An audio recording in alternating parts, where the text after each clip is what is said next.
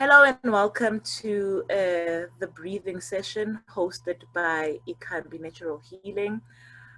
So for today's session, we have a very special guest, MaXaba, who will take us through some of the stuff that we will be going through.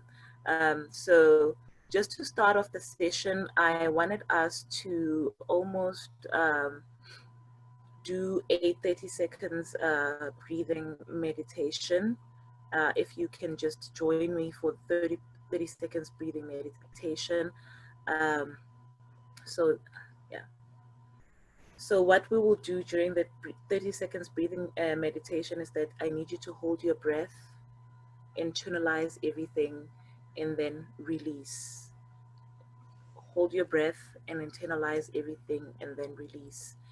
It's almost, we are inviting our people to come forth to guide us through the session, and that the knowledge that we share is not from our place of ego, but rather it is guided by our ancestors. So breathe in.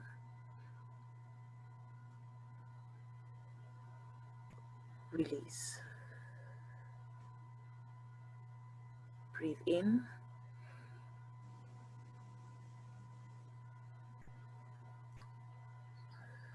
Release. Breathe in.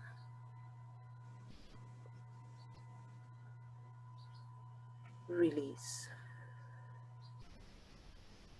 Breathe in.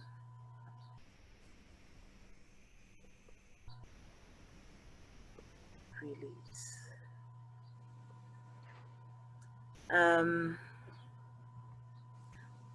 Mkhulumhleli, do you have the pledge before you? I don't have it here. I am a bit messed up today because my Wi-Fi router is not working, so I've had to do a number of changes. Now I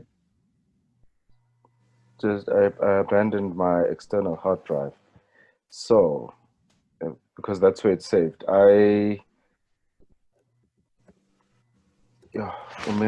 King Menzi. If we can get hold of King Menzi for him to, I think he's having some. No, it's fine. I found it. You found it. Good. Okay. We're having some technical issues this morning, the but we'll do our best.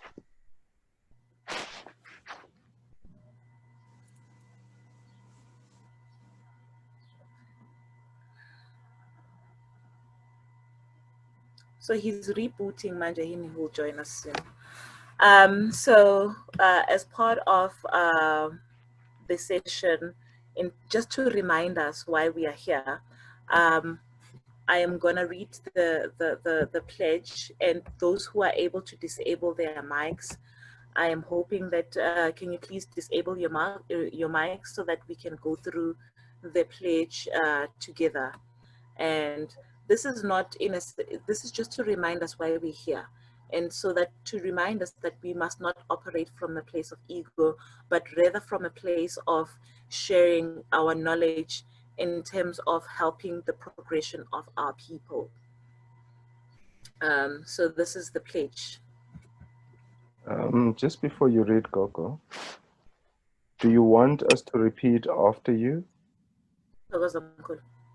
All right. So would you not want our microphones to be on? I just asked to disable, not to enable. Hey, to enable. Yazi, okay. George. George. Oh, so tribuli English. All right. Royals, please enable your microphones. Let's go through the pledge.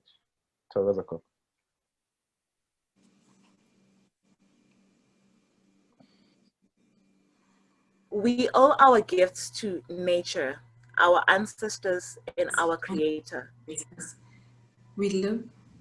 Sorry, I'm going to start over again so that everybody is on point. Okay, so I will start and then everybody repeats after me. So Singabelad, we are healers. Singabelad, we are healers. We are healers. We owe our gifts to nature, our ancestors, and our creator. we owe our gifts to nature, our ancestors, and our creators. We live by the principles of Ma'at, We and live by the principles of Ma'at. We live by the principles of Ma'at, and Ubuntu. We will approach each other with respect, honesty, and compassion. We will approach each other with respect, honesty, and compassion. We will offer our advice, prescriptions, and ideas with trust. We will offer our advice, prescriptions, and ideas with trust. We will neither insult, dishonor, nor abuse one another. We will neither insult, honor, nor abuse one another. We will share, practice, promote, and raise awareness about natural healing. We will share, practice, promote, and raise awareness about natural healing, healthy lifestyles, and well-being. lifestyles and well-being. We will refrain from posting negative information. We will refrain from posting negative information. We will refrain from posting irrelevant information and falsehood. We will refrain from posting irrelevant information and falsehoods. Singabelaphi. Singabelaphi, We are healers. We are healers. Our gifts are a gift and nature. Our gifts are gift to humanity and nature. We will give back to nature what it has given to us. We will will give back to nature what it has abundantly given us. Tamako. I'm going to ask all the royals, therefore, to mute their microphones, and it will be Ugogo, Umangosi, Nogogo, MaXaba, so they can proceed with hosting. Thokozani Ugogo. Thokozani Makhosi.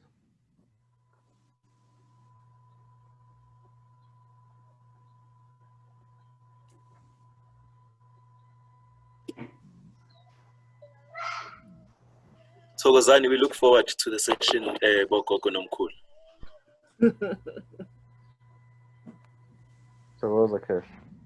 So today's session, we are continuing on from welcome everybody. I wanted us to start there.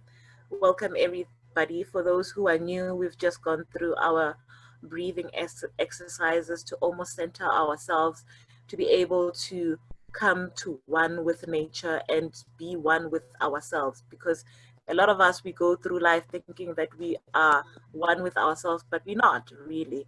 And so when we start our sessions, we almost want to, in the same way where you would sanctify the grounds in which you are about to pray in. So therefore, we are sanctifying the space almost to bring us one with ourselves. So for purposes of the session, we go through the breathing session. The pledge that we just went through, it is just to remind us why we are here. You're not here because you think that you are here. We are here because we want to educate each other and our community in terms of how to heal each other and how to heal ourselves. That was the basis of why we started these sessions. How do we then now start using our herbs properly? How do we then start healing each other properly? and almost advance this is for the good of and for the progression of our people, helping each other grow, we are not right. Let's just get that right. We are not right, and we're just helping each other get it right.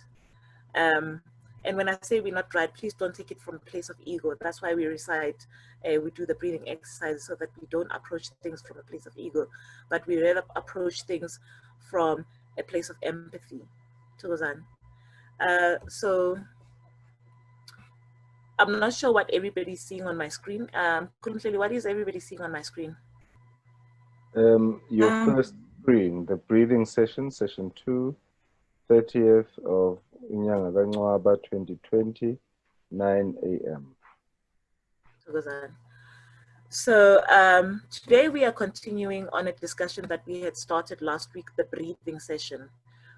We often take breathing as something so lightly, in a sense that you do it every day, and sometimes you take it for granted that you are able to breathe until you can't. That's when it actually, the lights come on, where you actually like, hang on, how do I then ensure that I have a healthy breathing system? And how do I, because it affects everything in your life. Your breathing, and as lightly as you take it, your breathing affects everything in your life. And it also affects your thinking. It permeates in some way, your breathing. It permeates in some way. So just to do a quick recap, at this present moment, as based on the conversations that we've been having for the past, we are on session 6, yay, 1.5 months. So just to recap, from a breathing perspective, we've discussed more herbs than this, but from a breathing perspective, what do we have in our medicine cabinet already? So we have garlic, we've got ginger, we've got lemon balm, we've got dill, we've got Helichrysum splendidum, and we've got eucalyptus, we've got peppermint, we've got cayenne pepper, we've got onion, we've got thyme, we've got marijuana, we've got sage, we've got Alepidia amatimbica. I'm not a scientist. I'm a scientist in my own way. Anyway, actually, let me rephrase that. I'm a scientist in my own way. Logically. So, yeah. So the first topic that we're going to cover today is the breathing exercises. Besides the herbs, I know we went through a lot of the of herbs last week, and even the preceding sessions, where we spoke about herbs and everything. But there is more to keeping a healthy body and keeping a healthy mind than just eat the herbs. So therefore, MaXaba is going to take us through what are the exercises that we can do in terms of promoting a healthy breathing system, and in terms of attaining healing from exercises for breathing. So that. Okay. I need to introduce MaXaba. Apologies. So MaXaba, it will be co-hosting with me today, and she will be doing most of this session. I will let her introduce herself and tell us ukuthi yena ungubani. By now, I assume that everybody knows who I am. Ngunkosi MaDlamini, isihlubulala sikaNovaba. Ngungwane mina, umntwana wenkosi. So I will let MaXaba introduce herself. Thank you, Mankosi. Thokozani bantu abadala. Igama unelisiwe MaXaba, uNonkosi Shwabata. Thank you for having me on this space to share just with everybody and to also learn. And this is such a beautiful space that has been created that I've been honored to be a part of, just in terms of to delve deeper into natural healing and to have a community of healers. So thank you very much for the opportunity to Mkhulu Menzi and to Kokoneli for having me today. I hope I can do this justice and not get too scared. Okay, thank you. We are going to begin with the breathing exercises. Koko, can you just have it up on the screen?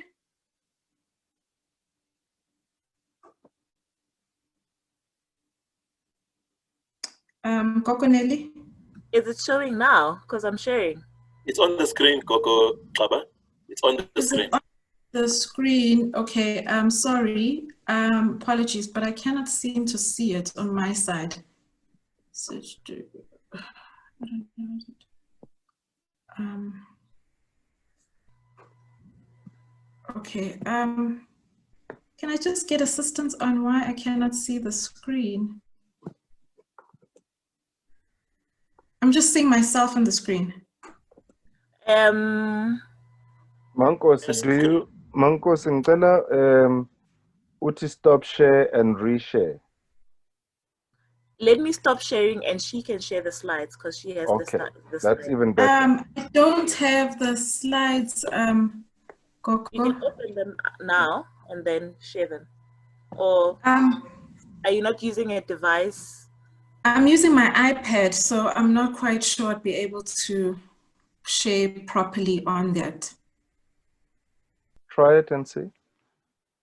Nkulumhleli, you can share. I'll stop sharing and you share. Let's see if she can see the slides. She's the host, so she can. No, I'm saying Nkulumhleli because she can't see. I'm sharing and she can't see them. So I'm gonna stop sharing and I'm gonna ask Nkulumhleli to share the slides.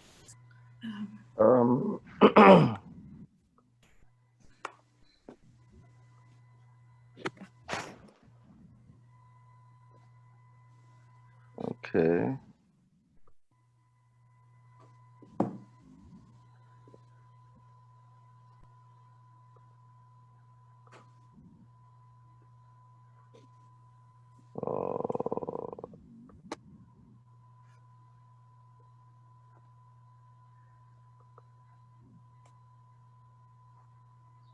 While we're still waiting for Nkulumhleli, I wanted us to recap on how this session was created. Mkhulu, do you want to lead that in terms of why we started the session?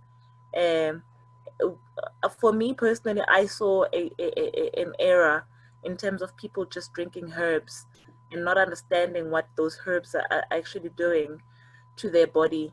And I was like, Mkhulu, we need to do something about this. And yes, Thokozani Makhosi. No, it is exactly as you are saying. There is we live. First, I like to speak to MaXaba and say, don't panic, don't worry. I can see you are relaxed. Then I'm sure he will assist you to get to the place where you need to be in terms of sharing the slides. I'm sure he's working on it right now. Makhosi. She needs to look at her phone or whatever she's using. Or she can use her own device to share the screen, and then we will guide her which slide we are on. And you're right when you said Michelle must share it because he's the host. If he is sharing it, then she'll be able to see, and then we can just flip through for her, like I've done with you, Langos. Let me try and share my screen again. Okay, I can see the screen. I can see the screen. Okay. Yeah, we will do the rationale afterwards, so she can begin because she's ready. Okay. Yeah. Okay, thank you so much, Makhosi, for assisting me. I was just like, okay, let me calm down again. And these are like the learning lessons of what we are speaking. Is when something happens, it is very important to remain in your breath and breathe through whatever situation. So that can be simple, like a lot of us right now are doing Zoom meetings for work, and there are connection issues, there's Wi-Fi, there's children in the house. There's a lot of things that are happening in our environment when we are trying to carry on with our normal day-to-day. And even before, when we were sitting in traffic. So this is quite pivotal to just come back to your breath when something is happening, breathe through it, because the minute that something happens, you just tense up and you're frantically trying to do something. Maybe some of you saw that I had and then I just had to remember, just come back to your breath, just breathe through this and stay in your body so that you are able to also have solutions and to be able to conquer something that's happening with you. And that is why we have started with breathing exercises, because as much as we also are taking our herbs and we are naturally healing, we also need to strengthen our body, our bodies, and we need to strengthen our lungs and our chest, and also remain mindful that it doesn't help to be drinking something for 5 minutes, but the rest of your 24 hours, you are breathing incorrectly and you are making your lungs and your chest even weaker. So the first breathing exercise that we're going to go into is the belly breath. Basically, belly breathing means you are breathing from your stomach and you are not breathing from your chest. So I will run through the steps, and I would like for us to, just as I read, for us to maybe collectively just try to breathe as the steps go. But why belly breathing is so important, because it's one of the best ways that you can improve your health, and also it limits your anxiety in anything that's happening. So doing this deep, this belly breathing will heal the body itself from a variety of issues that you might have, as I've mentioned, anxiety. If you feel you have shortness of breath and you're getting a little bit frantic, just hold your stomach and start doing the belly breathing. And it also will provide more oxygen if you have any heart issues. So the first step with deep breathing is, I normally just call it, belly breathing, is put a hand on your chest and place another one on your stomach. So you can do this lying down, or you can do this standing up. So if you're doing a standing up, just stop. So don't do it walking. You need to stop and then place one hand on your chest and then the other hand on your stomach. And then you're going to take a deep breath through your nose. And then you're going to slowly feel that your stomach is going to move outwards. So you want to really go. So you're going to feel your stomach with the hand that is on your stomach. And then you're going to just hold that breath for about 2 seconds. And then you're going to purse your lips and let the breath slowly out. And then you're going to lightly press on your stomach. So you're not going to force anything. We just want to make sure that you have that coordination to the breathing and to your body. And what you want to do to make sure you're doing this right is that you don't want your chest to move.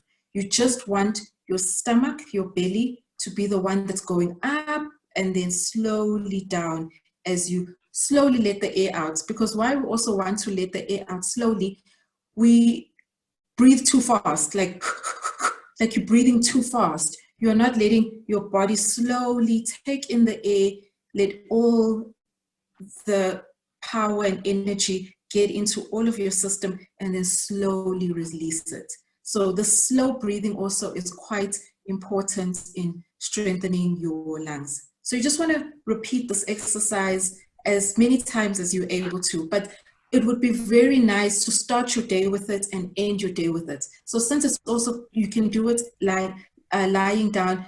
As you get into bed, just take about maybe 10-15 seconds and just breathe to let all of the day wash away. And then you also want to do it in the morning just before you wake up. So don't turn around and get your phone, or turn around and then quickly get up.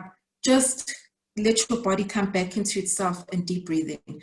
And this is also very good if you're having during the day. Also, it's quite good as we are sitting a lot of the time now because of our Zoom calls or with the online schooling. So you want to make sure that you're taking time to actually just breathe, take a moment and pause. So this is a very good exercise to do.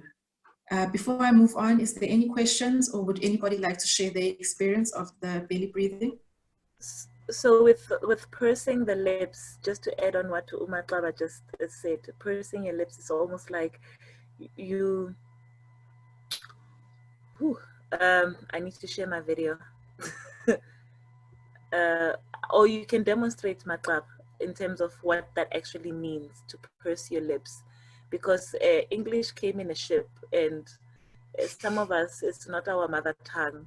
So can you please demonstrate for us? What can I suggest we can explain what it is? Like it's like blowing a trumpet or chayikwen. Yes. Understand? So you just want to, like blowing, like whistling. like blowing out a candle, yes, or blowing out a candle. So when you blow out a candle, you wouldn't go ha, you will go.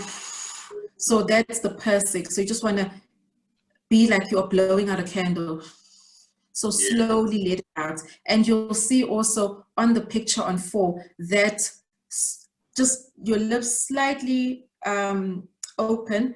And so you don't want to be like, ha. So that's not the one that we're doing. We're just going like just gently blowing a candle. It's a gentle blow of the candle also. So not with force of like, so just gently blowing out a candle. Okay, we can go on to the next exercise. So with the exercises also, we've tried to make them short. So short, not to cut anything, but what I've found with exercising and extra information, you don't want to add 5 or 10 exercises. There are many more that can strengthen your breathing as you advance and you get stronger. But this is a nice introduction that anybody can do, whether you are having any breathing difficulties or just to incorporate into your daily life. So these 2 that we've chosen encompass that nicely, where you feel that it also helps you holistically with just being able to start to properly breathe, become aware of your thoughts and your body, and just center everything down. So the next one is the deep breathing. So with deep breathing, again, the nice thing about this exercise is very flexible. So you can be sitting or you can be standing, and you just want to have your elbows slightly together. So when I say slightly together, just on your body. So we don't want your elbows flaring out. You want your elbows just slightly together next to you, just a nice cushion next to you, not too tight and as bamba, just slightly next to you. And after that, you want to inhale a deep breath, so right through your nose of, you want to hold that for the count of 5, and then you want to exhale through your nose. So I'll do that again so we can all do it together. Let's take a deep inhale. Let's hold it for the count of 5. And exhale. Another deep inhale. Hold for 5. And exhale through the nose. So this is what deep breathing does. It prevents air from being trapped in your lungs. So therefore you get everything out and there's good circulation. So whenever you feel like you are short of breath, this will give you a nice burst of just getting more fresh air into your lungs, because whenever you're short of breath, you are struggling to breathe. And this is just going to allow the channels to open up. So this exercise is really good to do on a daily for everybody. Do it for about 10 minutes per session.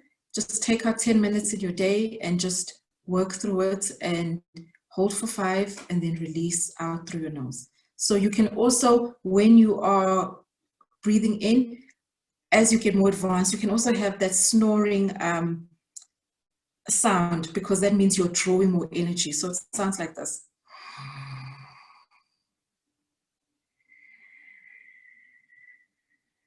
So that means you're just drawing more energy, like more air in, and then you slowly release it out through your nose. Are there any questions, or is there any experience of anybody that's found deep breathing to assist them? Or any questions? Just a comment, Makosi. Personally, I've walked around throughout my life telling everybody I'm struggling to breathe. Can you help me? Can you teach me? And the one person that realized my concern, because everybody's response naturally would be, what do you mean you can't breathe because you are alive? One of my lecturers at UJ, at some point, I had an appointment with him about a project. While I was sitting there, he was like, "You're not breathing, breathe." And I was like, "You're the first person who understands what I've been saying about this not breathing thing." And because he was practicing Tai Chi at that time, he understood very well the concept of breathing. And that's how I started my yoga classes, to assist me to do this. And thank God I have practiced a little bit, but this session, I tell you, for me, it's a big deal. And thank goodness for taking baby steps, you know, because I'm still learning how to do this. And your explanation throughout this, it's on point, because now I get it. Because when you're in that yoga class, you're sitting there with people who've been doing this for 10 years, and people do not know how to explain to amateurs how to do things like this. And I understand you perfectly. Thank you, Makosi. Thank you so much for sharing, Gogo. And that is so important, what you've just said, is that we are in exercise. So basically, when you are not feeling well, I will refrain to use sick. I will say when you are not feeling well or feeling your best, we are given the prescription of exercise, which is wonderful and brilliant. But within that exercise, you need to still be breathing properly in order to get all the benefits of that exercise. So we go to yoga, we go jogging, we go walking, but we are holding our breaths throughout it. So our bodies are not getting the full maximum benefit of the breath cleansing through and actually getting to your fingertips, to your toes, because breath cleanses you from the crown all the way up to the ends of your toes. It works all the way through, and that's why we're alive, because your breath is traveling throughout your whole entire body. And we need to always remember that. Just take a step back, breathe. Even in your exercises, when you feel that you're holding your breath now, just take a step, loosen down your shoulders, because your shoulders are going to tell you also. Another indication, if you are starting and you're not sure, am I breathing well? Look at your shoulders. Once you are here, or here, or here, you know that the breathing is constricted, because you can even see it now, you know, but the minute that you go down, you're opening it up. So always make sure, where are my shoulders? Where are my shoulders? Where are my shoulders? Always the furthest away from your ear, then you know, okay, I'm still aligned, I'm still aligned. So those are little telltale tips that you can just practice. Where are your shoulders? So even in your phone, put a message every 30 minutes, that just a reminder that comes up and says, where are your shoulders? And then that is going to keep you into, oh, okay, let me breathe. So it's just little tips that you can do. Also, sorry, MaXaba. Also, because you know, we often take breathing for granted, but it also helps in terms of aligning our chakras. That is very important. Aligning yourself with oneself. But in ngesizulu bathi uzibambe. So there's no term in English that says uzibambe. So I usually say pull yourself towards yourself. And for me, the breathing actually helps in terms of pulling oneself towards yourself. If there's a person who's well versed in English, they can tell us what they say when they say uzibambe.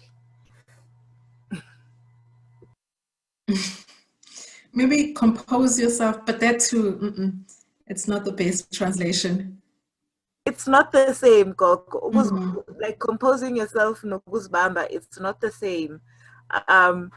it's two different things. That's why I'm saying if there's another person who is well versed in Queen, and I don't feel guilty about it because English came in a ship, so I'm not even going to stress myself about getting it right. But if my people can understand, and if the people who are on the session can understand what ukuzibamba, maybe somebody who speaks Shona can explain to us. I know we have people in the diaspora as well. They can come and explain to us what does ukuzibamba, zibambe, pull yourself towards yourself. What I can say is, if I may chime in, is don't stress about translation, so that we also do not digress too much, because we're going to end up talking about linguistics when I understand fully what you are talking about in terms of, she's saying compose yourself, you said pull yourself to yourself. It means the same thing. Pull yourself together, the English would say, the English of England. Say pull yourself together, to compose yourself though is the best translation or transliteration, because only to compose, to be composed. What is a composition? It is something that is in harmony with everything else that is around it. Composure is the right word in English, I guess. Composure means you are composed. You are in harmony with the spheres, all the spheres, But I'm saying we will digress and stress if we dwell too much on the etymology. But I think we get the point, what you are saying. We can continue. I think Ukoko had asked for the next slide, but I'm not sure whether we are on it already. But now she seems to be out. I'm not sure. Not yet. I've just it's fine. Yes, I'm here. Sorry, I've just put off my video so that we don't have bandwidth issues, and that I also don't stress out my Wi-Fi here and then end up getting cut somehow. All right. So we compose so yourself, I am composure. You can Composure. continue. Oh, AKA had it right. Composure. Yeah, composure. But we can go on to the next slide, Mkhulu. I'm sharing nutrition. Okay. So I don't know whether, Gogo, you want to explain, because we always stress in terms of that taking herbs on high dosages should be your last option, in a sense of that you can't be drinking alu if you're or eucalyptus if you're if your nutrition is not right, because I can drink eucalyptus until tutkom kam and whatever, but if my nutrition is not right to support whatever condition that I'm in, there's no way that I'm actually gonna get joy out of that type of situation. And so instead of us talking about it from a theoretical perspective, it almost ties in where we say, yeah, we are talking about breathing now. Can we then proceed to talk about what are the nutrition, from a nutritional perspective, what are the foods that actually support my breathing breathing system? Very true, Gogo, what you are speaking about. I always liken it to a house. We are very much wanting a big house, or you're wanting a fancy house, or you just want a house. But it's very important that as we are trying for natural healing and we are getting new furniture into our house. So we have our house, we are now getting new furniture in, and we want the best furniture and long-lasting furniture. But it cannot come into a house that is dirty and half of the wall is falling off. So every week you know that there's going to be a lot of dust, but there you have a new couch and you're sitting there. So it's the same thing with nutrition, is that you have to clean your house first before you start implementing all of this new furniture, which is your herbs, which is your breathing exercises. We'll touch onto the crystals. You have to make sure that the base that you are introducing all of this wonderful new knowledge and power is coming to a place where it is fertile soil. And that is what nutrition gives you. So eating right assists and aids in whatever else that you're doing for it to be optimally successful. So we cannot outrun or out-herb a bad diet. We have to sort out the diet, because it is in the diet that our body is also reacting negatively or positively to what we're doing. So with breathing, we've identified that vitamin C, vegetables and fruit, plus with any vegetables and fruits that have antioxidants, are very helpful. So as you can see on screen, we've got our red pepper, we've got our strawberries, very high in vitamin C, we've got our pawpaw, kiwis, kale, our lettuces and cabbage, along with the I don't know if it's a vegetable herb of all, garlic. You cannot, a house must always have garlic. Always, always, always. You must have garlic. Cooking with it, drinking with it, it is highly beneficial to always make sure that you have garlic. Also, yes, Gogo? I was saying also the orange family, abo lemon and the oranges, the limes, that family of I think we neglected that in like for purposes of space, you know, those are key, you know, from a vitamin C perspective. Lemon, orange, and lime, those are also key in also helping us get our vitamin C source. And we also want to try to eat right, so we don't have to be adding extra supplements, because normally when you say to someone, okay, get more vitamin C, everybody will say, oh, okay, I'll go get a supplement from Dis-Chem for vitamin C. Which one must I get?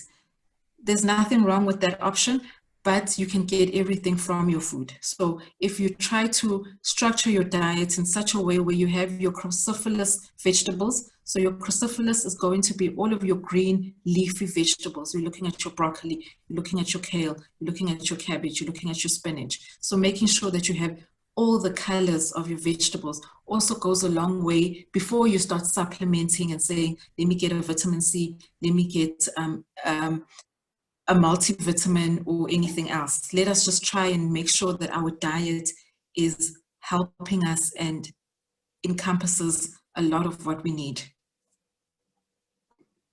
We can go to the next slide.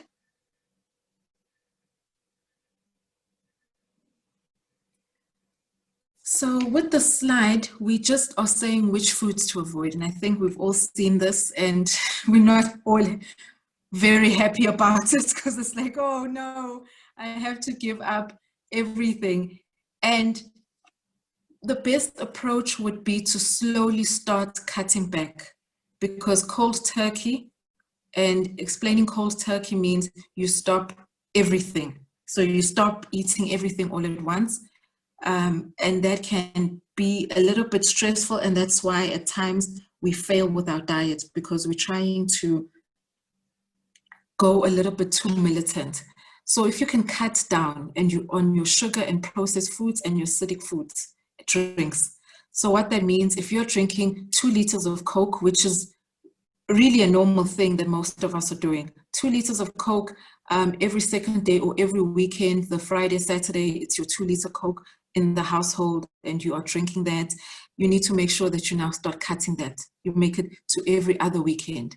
And the weekend that you don't have the Coke, what do? You make a big jug, you put in, as Ukokoneli was saying, you cut up your oranges, you put that into your water, or in another jug, you cut up your lemons and your limes, and you put a bit of mint. So now what you're trying to do is to have a substitute. So don't take out something and not have anything else that you reinforce it. So in time, you start seeing that, oh, actually I like the infused water and it's nice and the family is also enjoying it. And slowly you move out from the Cokes and the fizzy drinks. So it's also about being very creative, and maybe it is a discussion that we can have in a later date about diet and some diet ideas and alternatives, because we need that. If you say take out something, what do I then do? And that is important to have that option. Okay, what do I do? If I say no sugar, okay, if you're going to take out white sugar, add in your natural honey. If you are not on honey, what else can I do? Just so that you can actually have options to start today. And it's not something of like, I don't know what to do. All this information has been given to me. I need to stop, but what do I do? Another family of food that you need to eliminate is your dairy. So it's your cheese, it's your milk, it's your yogurt. What dairy creates is extra mucus in the body. So it is going to give you more phlegm because of the richness in it and the fermenting that happens. So that's why dairy, especially if you have asthma, if you have any other breathing difficulties, you must cut out your dairy. So your milk, having that glass of milk. And that's what we also really like to normally do with children. We'll say, oh, have a glass of milk. Then we start seeing that children are developing asthma and they have asthma issues, but we're thinking we're trying to get calcium from that. But there's no nutritional value from cow's milk that you are getting. But as Mkhulumeni has just said on the chat, we will have a discussion about an alkaline diet and what that encompasses. A practical start today that you can do is that morning or night, first thing in the morning or the last thing in the night before you sleep, make yourself a cup of warm water. So boil water, put it in a cup, let that cool off a bit. Then you add a slice of lemon, or squeeze your lemon or squeeze your lime, one lemon or one lime, and drink that. What that does is that it clears out your mucus and alkalines your body from that acidic state that we are normally in to a more alkaline state. And thank you, MaXaba, for that.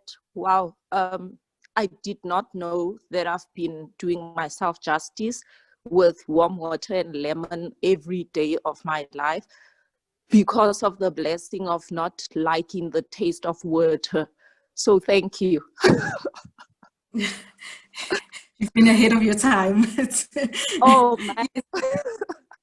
No, it's very good. It's a very good extra, not even extra, it's just a good way to start your day because it's very good in the morning. And then you also, the warm water does is that it just freshens up and gets your body to wake up and gets your body to also relax at night, because we drink too much cold water and that warmness just works well in harmony with your body. And I don't like cold water at all. All I drink is boiled water. Thank you. That coffee might just not be a good idea.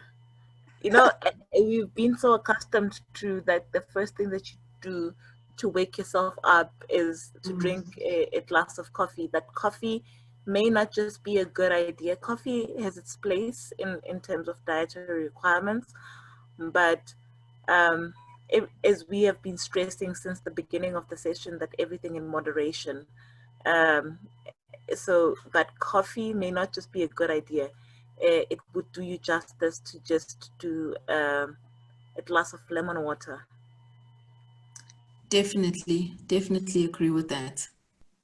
And you might find also that you will find, not even might, you will find that after consistently every morning drinking that, your energy levels are going to rise because you are out of also the coffee dependence. So it is a very good one to implement in the morning. If you feel that you want to have a coffee after, that's fine, but just make sure your first cup, let that be your warm water with either your lime or your lemon, and then you can have your coffee if on that day, not every day, on that day, later on, you can have your cup of coffee, and that is perfectly okay.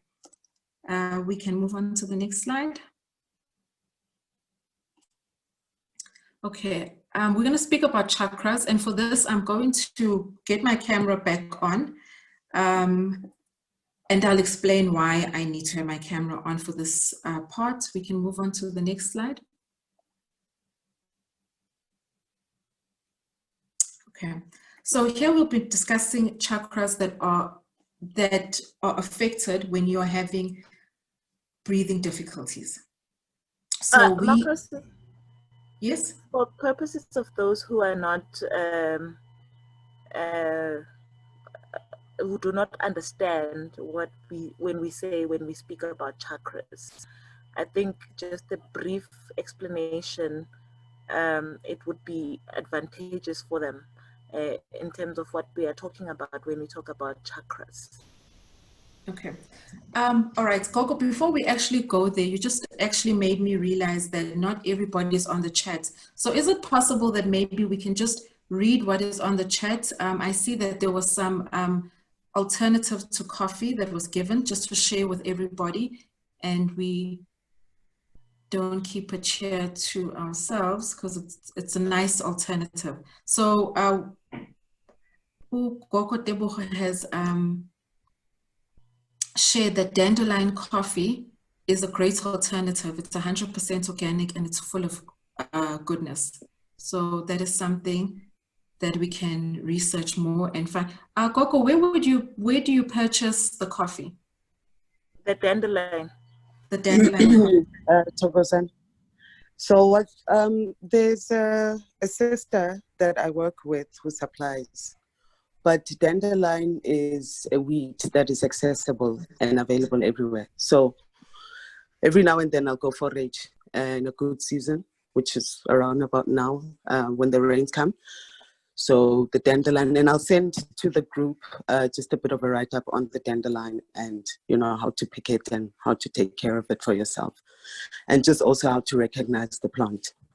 But you pick it, you dry the roots, roast them a bit in the oven, you grind them, and it's like coffee. You know, it's not 100% coffee because it is organic, it doesn't have caffeine.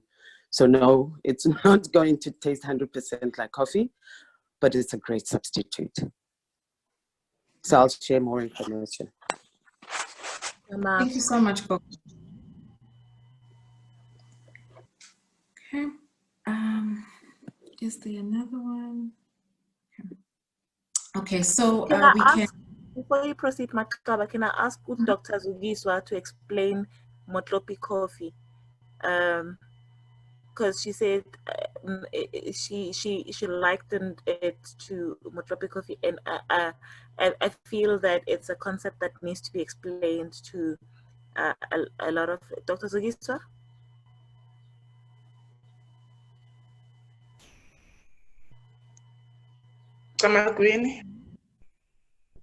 Can you hear me? Yes, we can. Gogo? Yes, Motlopi coffee is some coffee that I got from Munyugoko Ose Kuruman. It's apparently a coffee that is not sold. It is South Africa. It's normally sold in the Botswana. That coffee, they say that it helps with PMSs and also has other health benefits. It tastes like coffee. You can also put milk in it, or you don't put milk in it. But I have tasted the coffee. So apparently it's taken from some ground, a particular tree that grows in those areas of Botswana and the dry areas to Zimbabwe and Zambia. So I don't know whether you're aware of it. No, this is the first time for me hearing it's of it. new. I've Looks never heard of I it. can take a picture.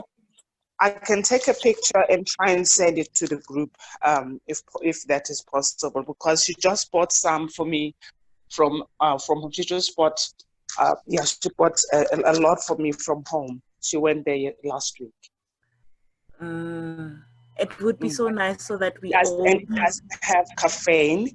It does taste like coffee, and sometimes I use it when I just want to feel like I need energy, because I'm a coffee addict. So I had to find something that doesn't really have much of side effects. Oh, thank you Thank you for sharing. That would be really useful. Yeah, let me see if I can take a picture and send.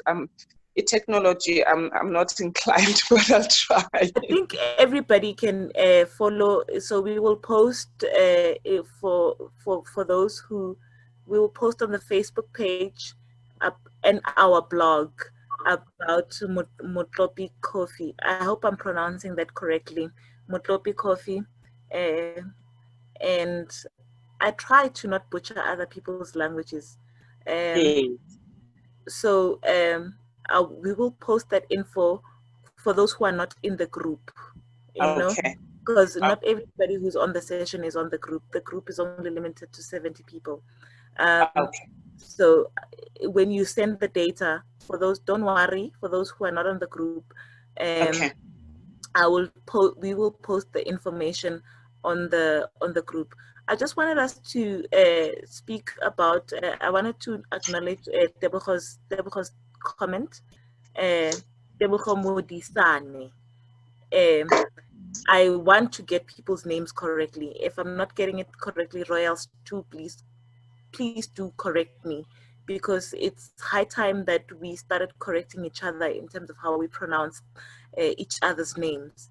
Tebogo Modisane. Tebogo Modisane says, MaDlamini is a medical coffee that helps treat different kinds of diseases such as epilepsy, hemorrhoids, eye infections, digestive systems, etc. MaDlamini coffee has no caffeine but properties of coffee. Marcos, can you also add in terms of, I'm talking to Tebogo right now, can you also add in terms of your knowledge? I think it would be very lovely to hear from you. I just, while Ukoko was talking, I did a quick Google search, and that's the first thing that came up, and I just shared it on the group. It seems like Ukoko is saying it comes from Botswana, and yes, it sounds like a very interesting one. So online there are some information, but this is the first I'm also hearing of this. So thank you so much, Gogo. I think we should get, as an alternative, this is a potential for a new session, alternatives to coffee that we have been drinking. It's actually alternative to food options.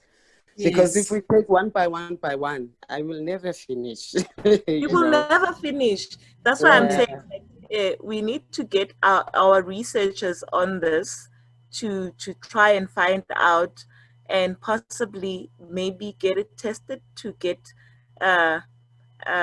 what the properties of this, because it sounds like a good herb, you know. It's a treat, yeah. I'm not sure if we have our doctors online.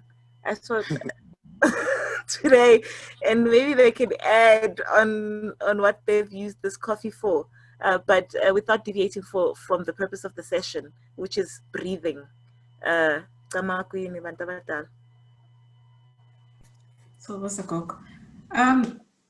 Definitely, I think it would be a very enriching session about alternatives to food. I think we need to have that discussion, because we all understand how important our diet is, and we need to now start sorting it out and making necessary amendments. So just to give a brief explanation about chakras. So chakras are energy points within the body. We know of 7.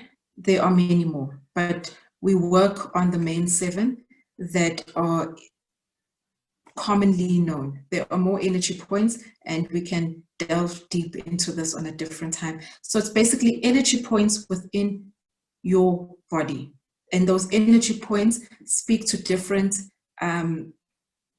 organs and different emotions and different situations within your body. And when we are speaking about breathing difficulties or distress, it is directly linked to the heart chakra. So the heart chakra is the 4th center. So I'll just run quickly through the 7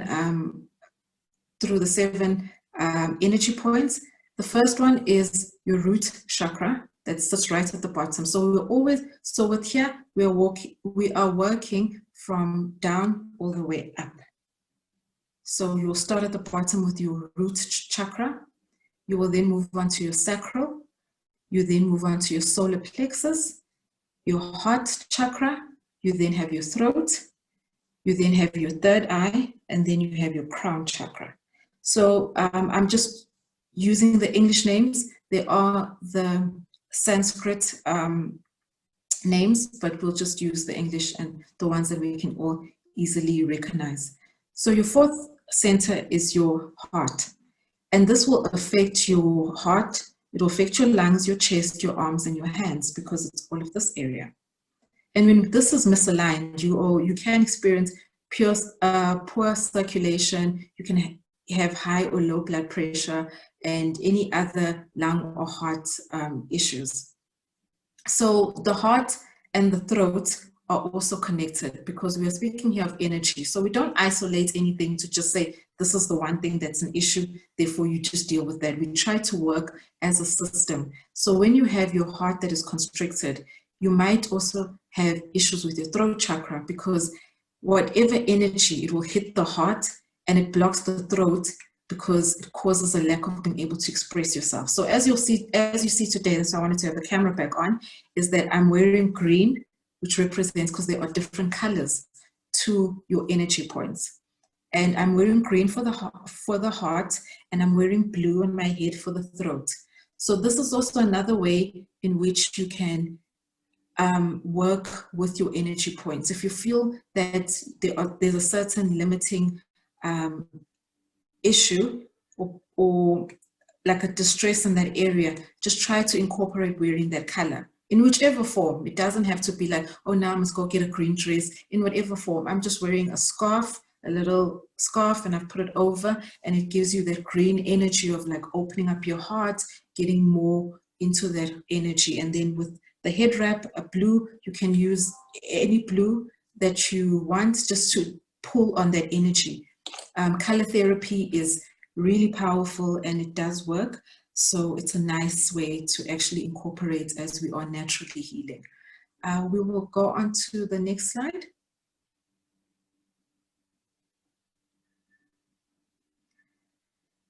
Is there any questions about the chakras or the color therapy before we actually delve into crystals?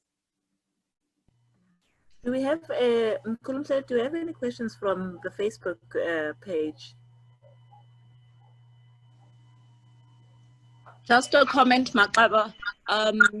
So yeah, I do agree that if you are not in alignment in terms of your chakras, you will definitely feel it in your body. You will get messages that you're not okay. For instance, anxiety with respect to the solar plexus. I've been experiencing that for some time. And that is why yoga and the breathing and the attempts to balance, I'm working on it, but it's so much work in progress. And again, thank you for the session.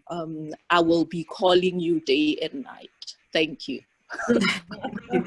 And what you can also do, Coco, as you're saying that you're doing your yoga and you are doing all your other strengthening tools, it is hard work, and we need to all be very honest and transparent about that. Like, it's hard work because we have been conditioned in a certain way and been living so out of alignment for so long that now you're trying to undo 30, 40 years of wreck that you've done to your system, and you're now trying to get back onto the right path. So just think about it, about being on the road. You're already on the N12, and now you have to turn back to come back onto the right path.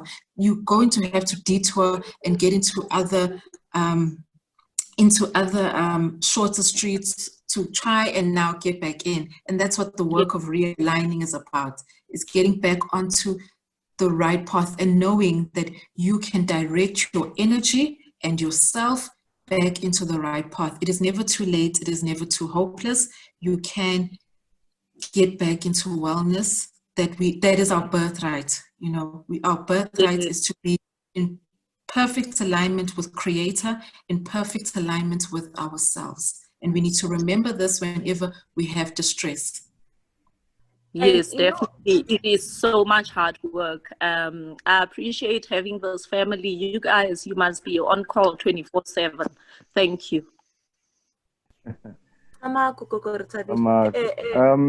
Can I just go through a comment on Facebook? Makosi, Ayanda Ndaba says, dandelion, it grows in almost all our yards. And we have been taught that it is a weed and it is not a good weed. So, and she goes further to say that it is also good for stomach ulcers. There's another pointer that's important there. So yes, there aren't any other questions or comments, but I thought that this one was very relevant to what we are speaking on right now. Yeah. And I also wanted to remind people that the work that we're doing, thank you so much for that knowledge, you know, and I think it would be beneficial, Uguti, is we actually share a picture of Uguti, what a dandelion looks like, so that we don't say ukula, aksukula. It is a herb that is supposed to help us for our health. And sometimes we turn things into evil and where it's not necessary. May I ask, Makosi, that we explore, perhaps for another session, the information on these indigenous herbs that are substitutes for coffee, because Nomkhulu Menzi talks about baobab coffee. I think we need to.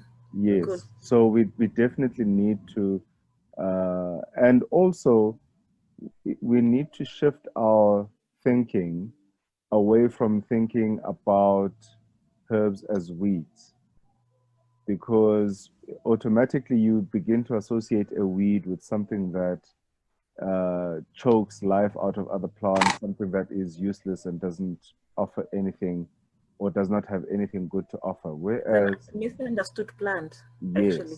Yes. So, and that might have been by design in actual fact. If you think about how many plants that have been blacklisted as weeds, if I may use that word, and if you look at the medicinal properties or the healing properties of those plants and other uses as well, it's very, very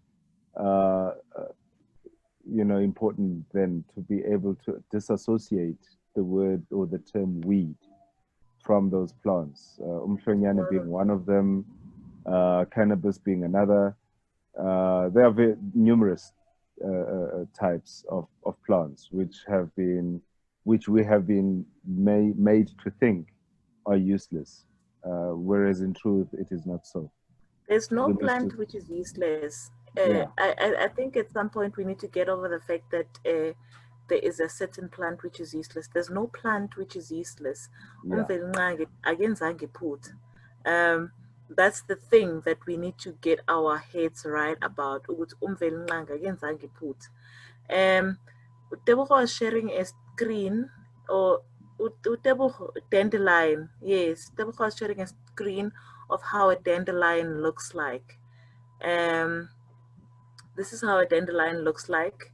And I think maybe we need to share more images in terms of how to recognize a dandelion. Thank you so much, Marcos Tebogo. Also, I want us to remember, Oguti, we are not doing this for us only. Yes, Tina, maybe the correction in terms of the stuff that we've been drinking or doing stuff we've been eating, we may have gone further down the line. But also, what we need to remember, we're doing this for our children as well, the next generation, the ones that come after us, those are the ones that who are gonna benefit from these sessions. Hence, we record these sessions. This is how a dandelion looks like. If everybody can see what a dandelion looks like, this is what a dandelion looks like. Aksukula, it's a herb. I don't know if there's another person. When we say ukula, it's a weed. Am I correct? Because where we remove. Correct, Makosi. Hasili hula. It's not weeds. Aksukula. Aksukula, it's not weeds. It's a herb that has its own purpose. A life in everything in Ndawiyai. Can MaXaba? No? Yes, Coco. I think we can proceed. Makos, can you stop sharing so that I can continue to share the slides? Thank you, Royals, for also sharing. Thank you, Queen Tebogo Modisan. So we are going to start talking about crystals, ne? Makosi, MaXaba, can you please just take us through Uguti? In general, crystals. Abanye abantu, you know what, guys? I've been collecting a specific stone for many years, ne? Just give me a second. I want to show you so that everybody has a context. Uguti, when we talk about crystals, sometimes some people think it's something that is out of reach, and sometimes you pass crystals every day. Just give me like 2 seconds to pass out. 2 seconds.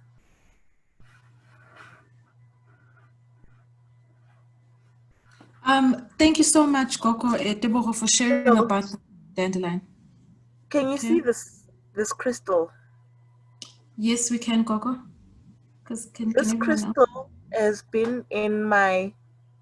So there's a bigger one, almost as big as a football size. It's been in my family for generations. So sometimes people, when they put fancy names to it, they think Uguti, you are talking about something which is different. Iliche. I know Uguti, when we start talking about crystals, they think about fancy names. Crystal iliche. It's a stone. Like it's not something that you get only at those crystal shops and whatnot. Some of the crystals, the most valuable crystals, we pass sizlula esgangeni, or when we're doing our mountain hikes every day, and we need to understand ukuthi amache. I'm hoping I'm gonna get our friends who are outside from South Africa, maybe in Zim, to come and tell us ukuthi iliche in Zim, what it's called. But iliche, and it just looks, the properties in terms of healing, you know. Iliche, guys, it's a stone. This is my emphasis is merely for those who are new and who are not as, because we're not having a conversation amongst healers only, but the purpose is to progress our people in terms of the learnings as well. Tama Queen, you can continue, Gogo. Or is there something you want to add in terms of what it's called in their language? Lijwe, I think in Sutu. I hope I'm not butchering Sutu right now.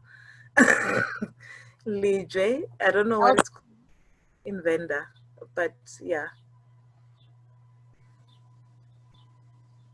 Okay, Thokoza Gogo, thank you so much for that, because we need to really make a distinction in terms of knowing that it is not something outside of you, and it's not something that is totally out of reach and not for us. So whenever someone hears crystal, they're just like, oh, no, now I must go to a place and no, it's just that what we are seeing in the mainstream media is polished crystals.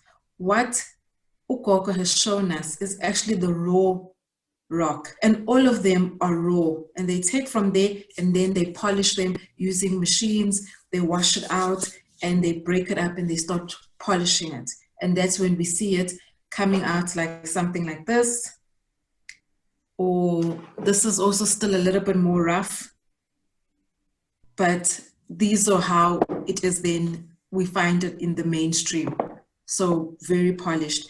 But the significance of crystals, as Okoka has said, is that it is a rock that carries, we all are aware that everything is energy. So a rock is energy, and holding your crystals or placing them on your body is known to promote your physical, your emotional, and your spiritual well-being.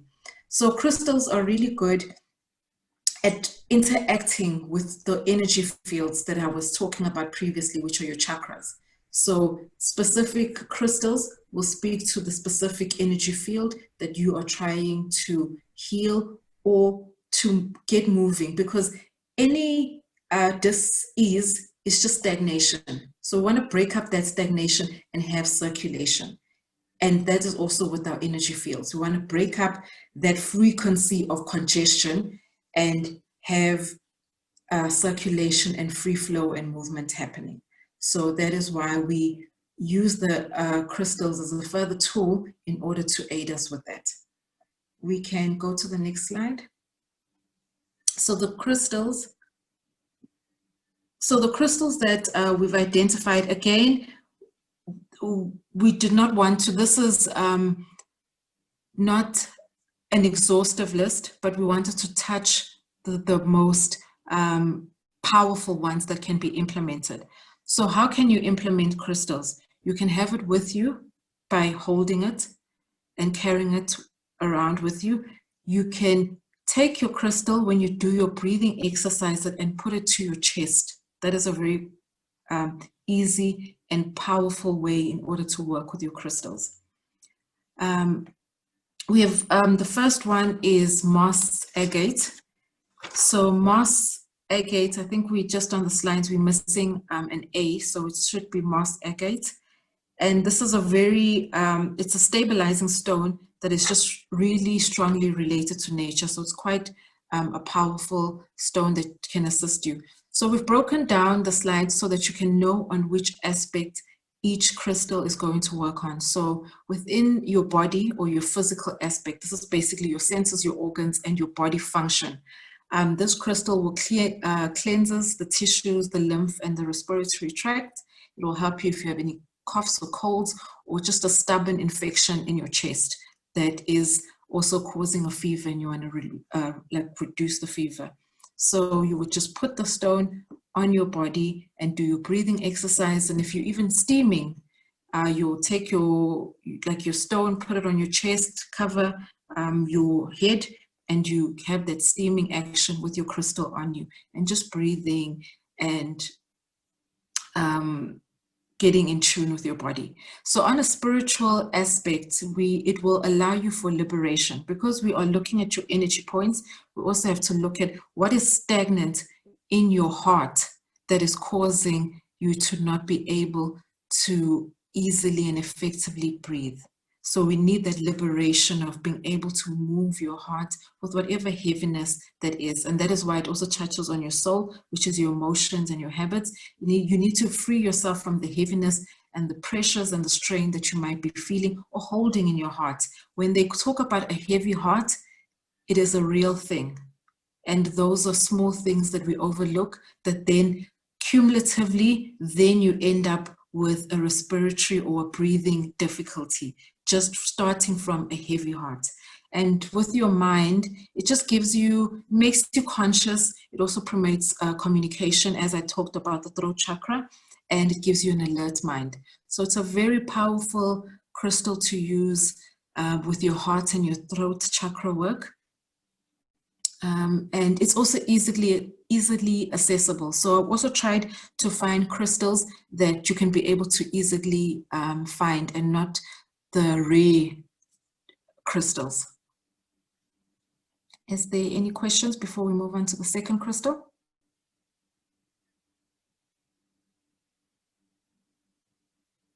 I just wanted to add, Koko MaXaba, ukuthi some of my crystals, I've gotten them on the mountain. So I'm a person who goes to the mountain at least once a week.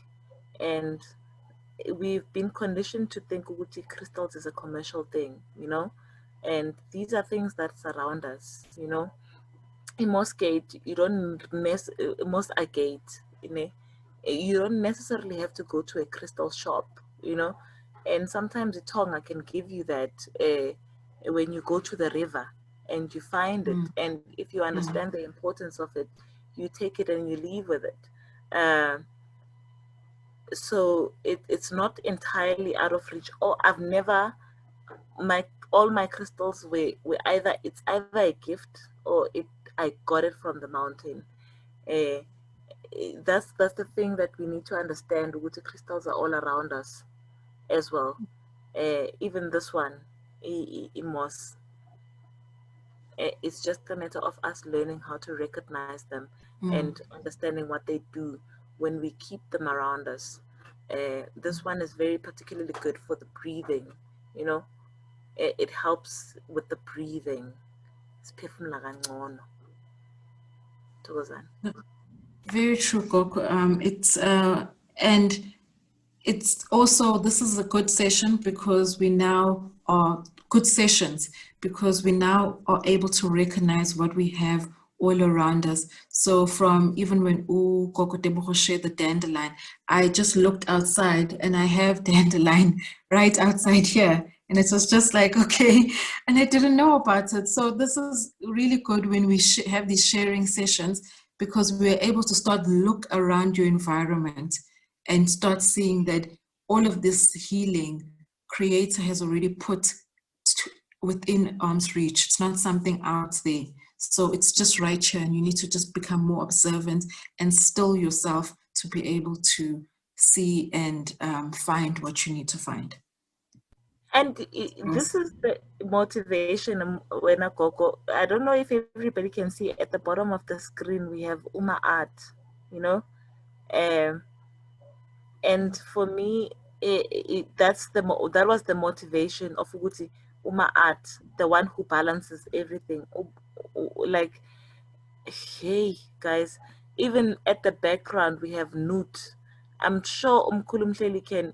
I don't want to butcher the I know I'm gonna fumble through the explanation of my art. No, Nut. In terms of the principles behind the, but I'm sure Mkhulu can nicely, in a brief way, explain that before we move on to the next crystal.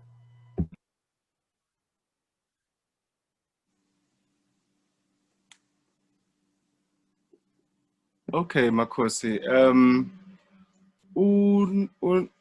The principle of my art is order, and the function is balance.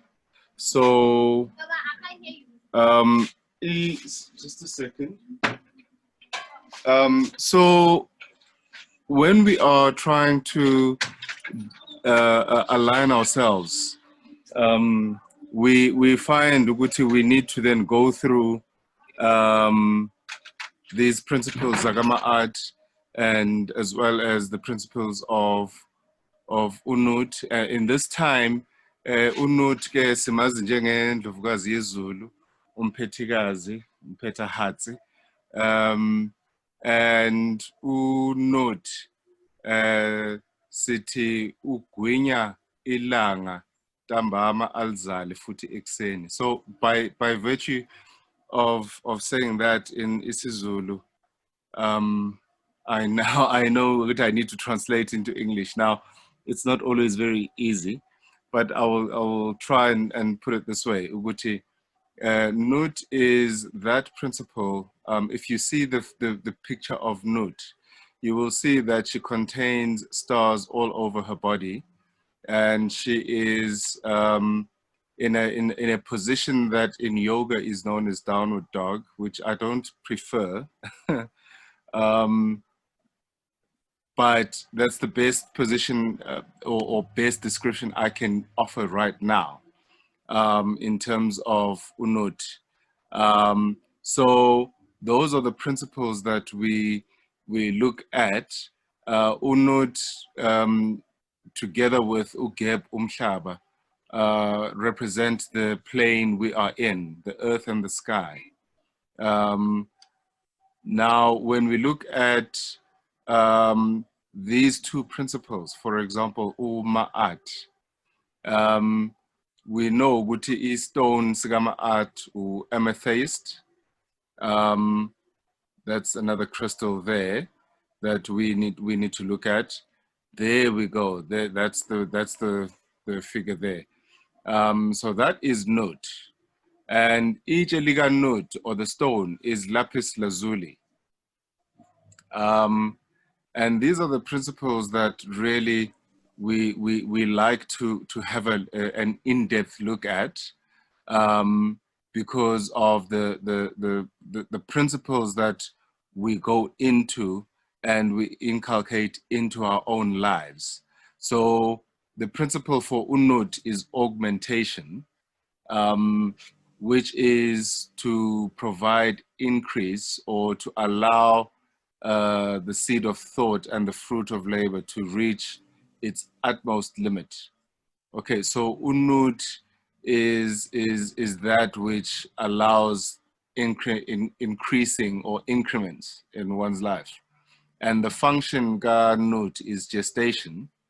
And we know in terms of the womb, how important gestation is. We wouldn't be here had we not gone through gestation.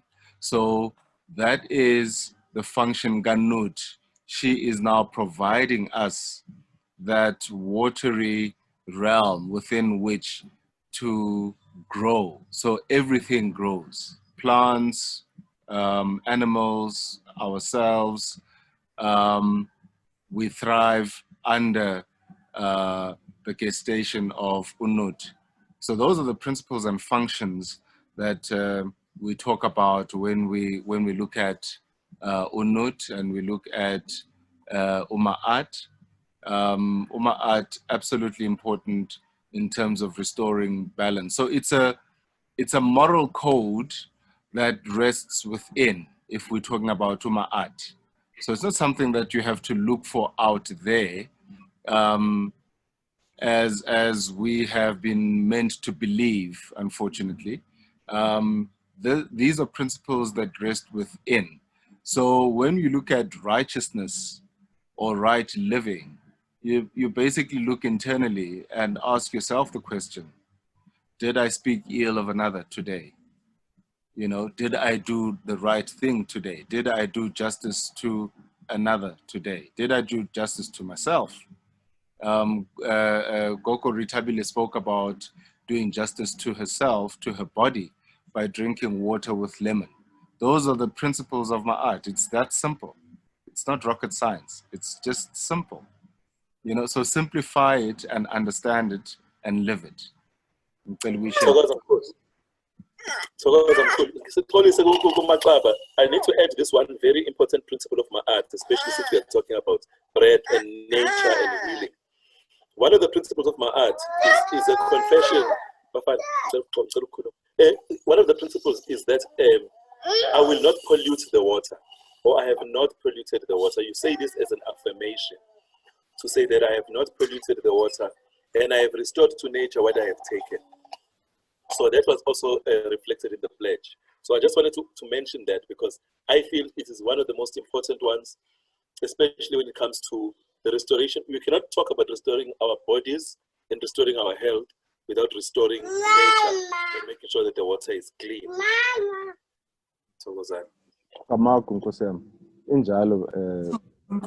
We will share how the Lapis Lazuli looks like, the stone that Umkhulu spoke about at the end when MaXaba is finished talking about the two major crystals that actually play a role in our respiratory system. So don't despair. We will show you how the Lapis Lazuli looks like. Kamakwin. Thank you, Gok. We can go into the next crystal. Okay, I hope I said this right, but as Ukoko nearly says, English came in a ship. So let's try to say this as best as I can. But this is Epiphylite Crystal. And what this crystal does when it's working on a body and a physical aspect is that it works with your respiratory system.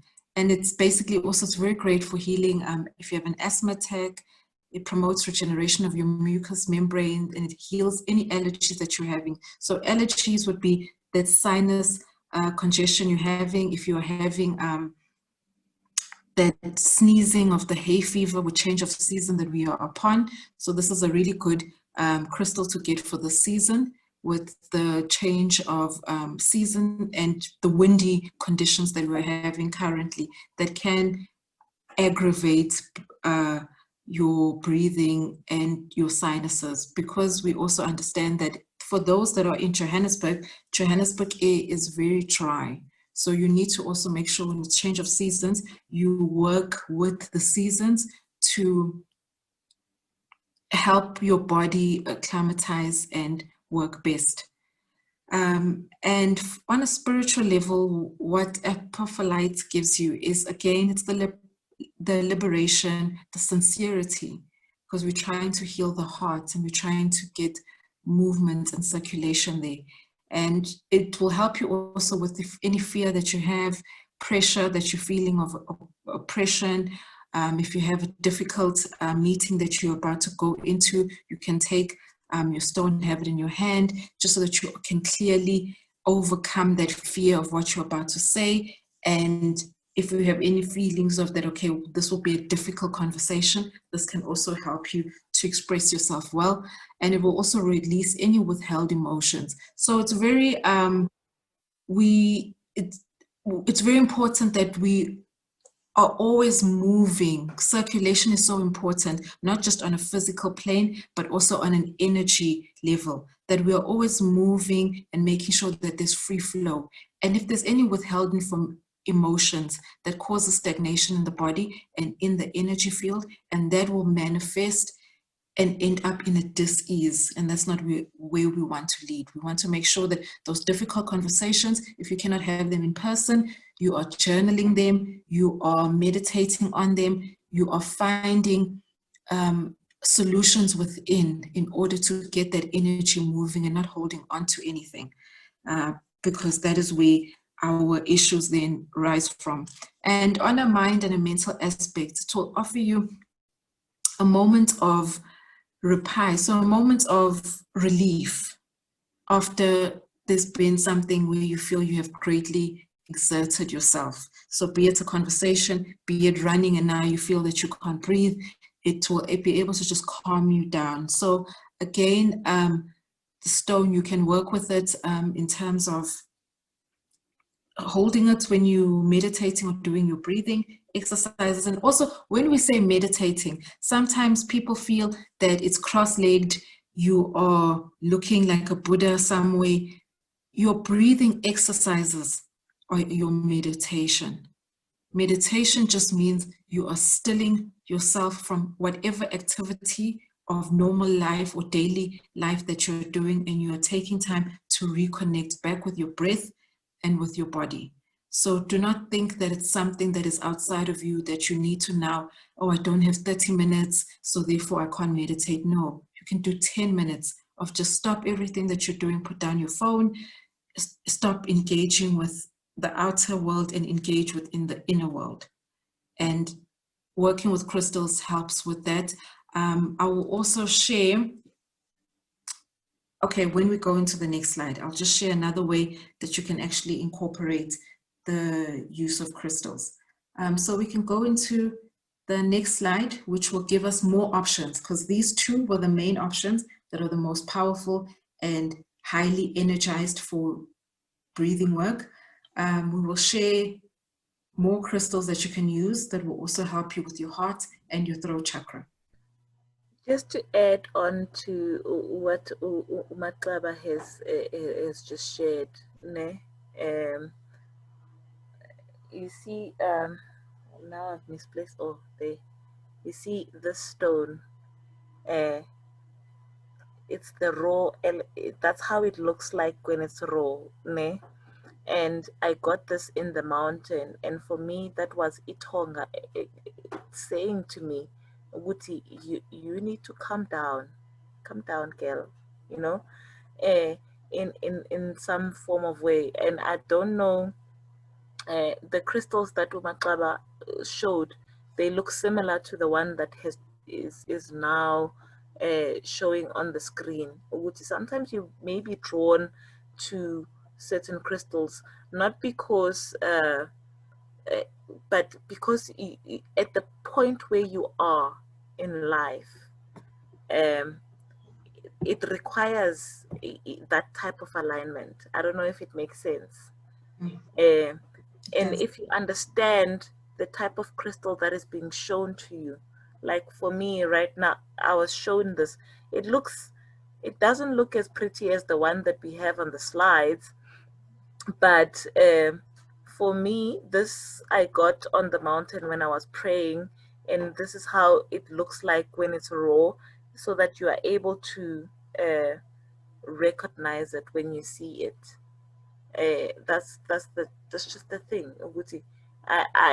They probably showed it to me because I needed to take some time to breathe, or that's a personal journey. But I just wanted to show you how it looks like when it's raw. It looks like this. It looks like this.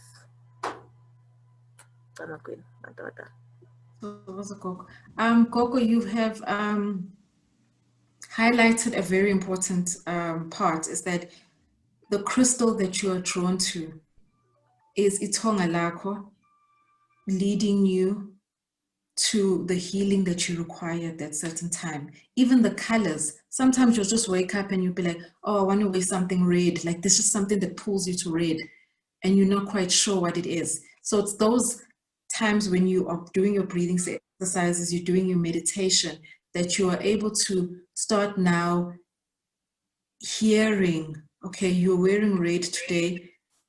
Are you not feeling protected? Are you not feeling stable? You need some work on your root chakra. So that's also the deeper understanding that you start getting with yourself in the work of healing and looking at different tools of the healing process.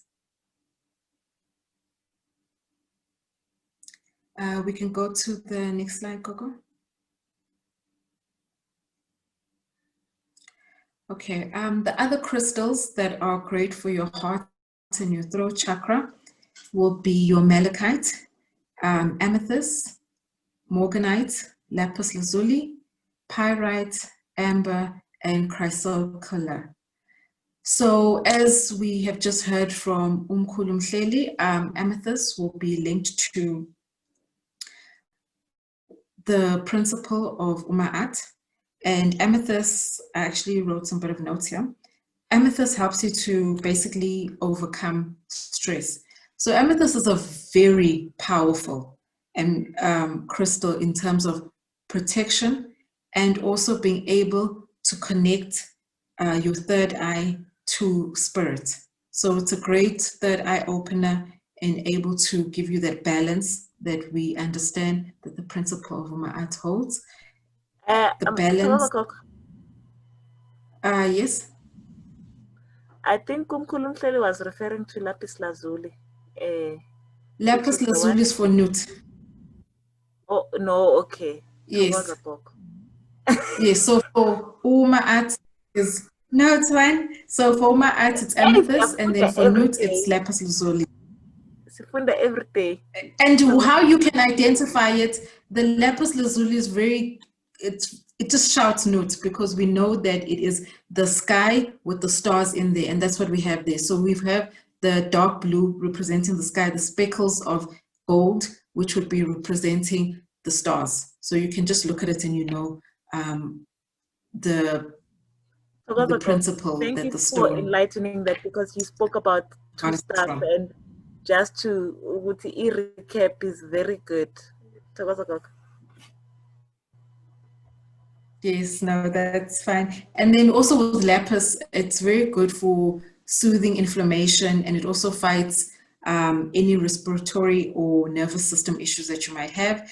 And the stone basically works to flush out the system and keep you thriving, which when you think about the principle of Nut, that's what it's about. It's about that constant purification as the day ends and as the day begins, that constant purification and flushing out your system.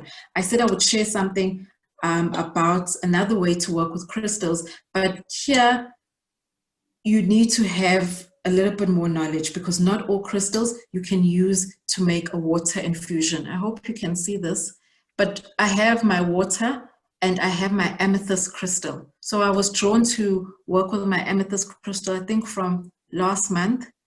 I've just had my crystal water and I've had my amethyst in here. So what I do in the morning is that I'll wash out my mason jar. I'll put in my water. I will also just wash out the stone under running water, just wash it out, and then I'll put it probably in the sun, just let it dry. Then I'll put it into my water, and then I'll just speak to my water. Water has memory. It holds your intentions, and it holds what you want. So I'll just speak to it, whatever of that day I'm drawn to, that, you know what, I want to have a calm day, I want to have a good day. It then draws onto that, and then working with also a crystal, whatever crystal you're working with, further draws into the energy. So now you've got the crystal energy and you've got your water intention that you put in there. So it's just another way that you can work with your crystals. So that's why I'm saying crystals are so beautiful, because there's so many different ways to work with them. But you just have to be careful, because there are some crystals that dissolve in water, and there's some crystals that are toxic, like malachite, the first crystal that we use. It should not be put into water and drunk in any instance. So that's why it's just more of an advanced level with the crystal water. And maybe in another session when we discuss crystals, we will work on different subsections of which crystals work best with water, which ones don't you put in water. Like for instance, selenite, you cannot put in water. This will dissolve. The minute that you put it in water, it dissolves and it's gone, because it's water soluble. So thank you. I hope that wasn't too much. Coco, just before whilst you're on that point, those crystals which do not dissolve, like amethyst, are good also when uphahla. You put it in your bowl of water, and uphahla, let's say uphahla ngo 6 ntambama, uphahla, and you leave your candles to burn until they extinguish themselves. So they burn until they are finished. And you leave that water overnight. In the morning after your bath, you will then take that water from that contains your crystal, and put it onto your cloth and dab yourself all over your body.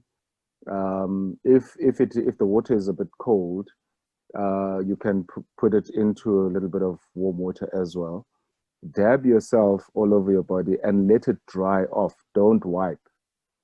Dab yourself all over your body, let it dry, let it evaporate from your body, because you want that memory of the water plus the effect of the crystal on you, to try and bring into yourself the affirmations, the requests that you were making in Gatuphal.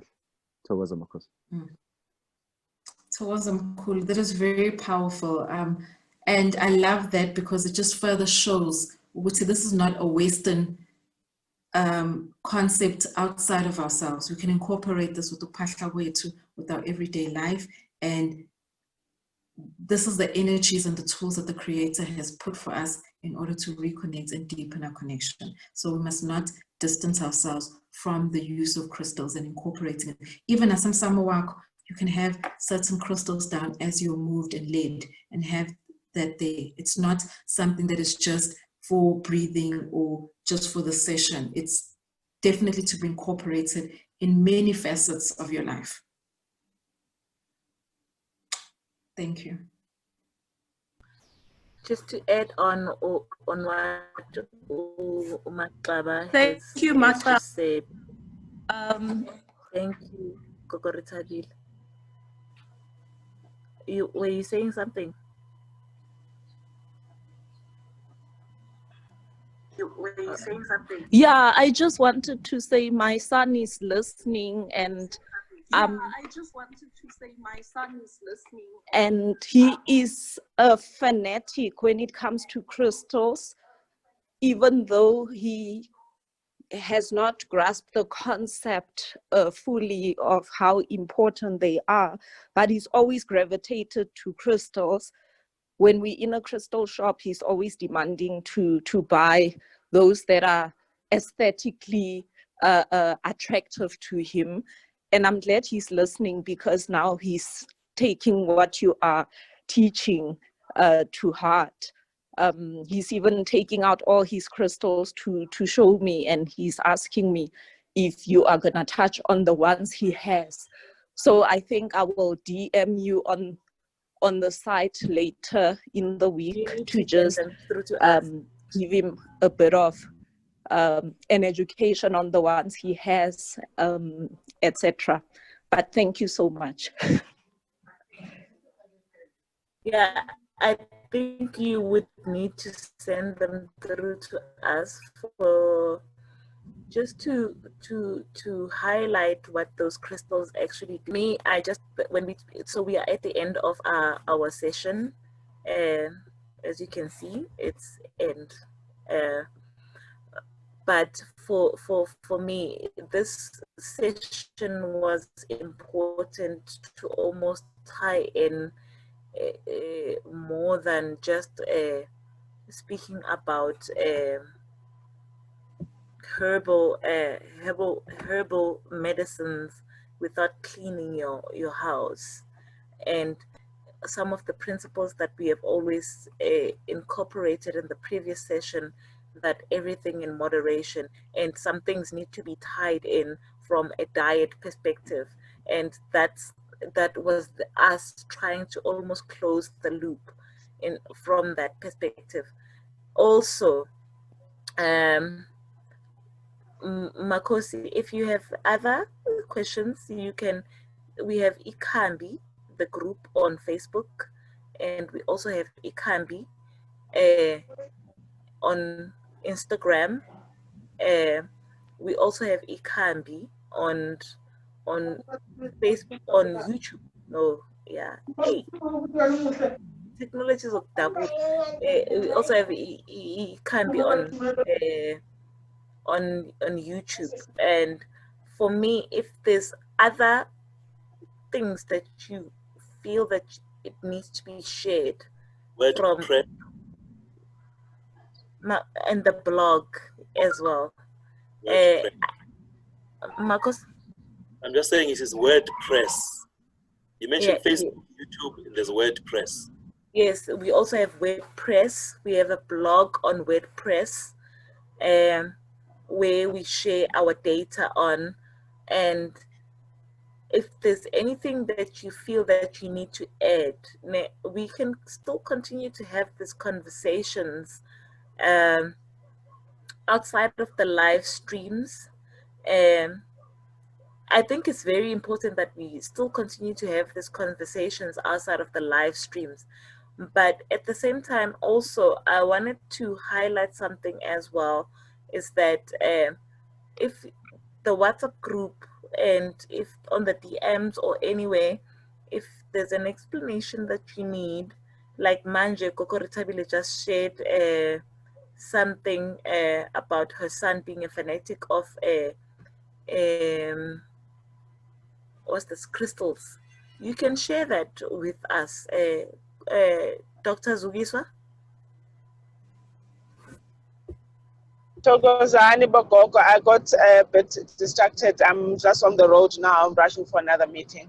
I want to comment regards to the crystals. I'm glad and I'm excited, and I'm overwhelmed. I'm over the moon for the fact that us as Africans, we came to realize that crystals are not a Western thing. Because when I started with using crystals, I did the crystal healing courses and all that, and also did Reiki. the concept or the misconception from most of our Africans, so to say, the black race. We're like, how Gogo, why are you doing this Western thing? And I had to every time have to do an education session with the person before I make them understand what this crystals and stone is about. So I think it's a session of, I think my point would be then to say, we need to also unpack that part of or maybe educate our people in terms of the society, in terms of what are crystals and how and why are we we need to connect and use them and take and understand that it's not a Western thing, and what happened for it not to end up being portrayed as if it's a Western belief or Western practice. And also with the also unpacking or educating more on what the chakra. I was listening to Gogo explaining, which well and good. I appreciate, it's lovely, and I would like to have more of the sessions.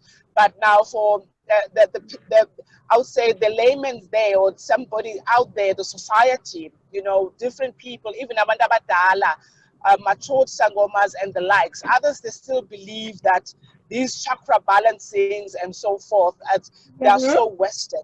So I would wish, Uguti, if we can maybe have a session that really educates on what happened with this whole thing to now to have to be the way it has been portrayed, so that we can all be able to work with everybody, and everyone can understand now, why do I have to use crystals, and how does it relate to my African spirituality?